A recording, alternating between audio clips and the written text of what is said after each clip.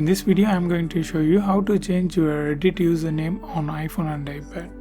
Okay, first open your Reddit app. Then click your profile logo.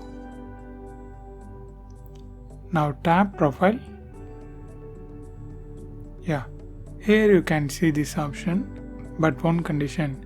Only a new Reddit user can see this option, change username. If first 30 days exits means there is no way you can change your username. Okay, that's the thing you need to know.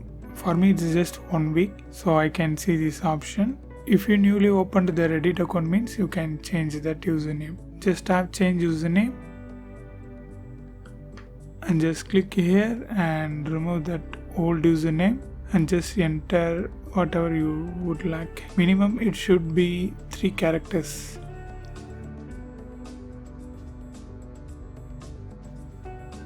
Yeah, this name is not taken, so it's mine. So just tap next and save username.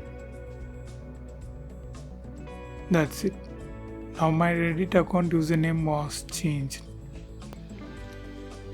Here you can see. And this is simple, but only one condition you need to remember.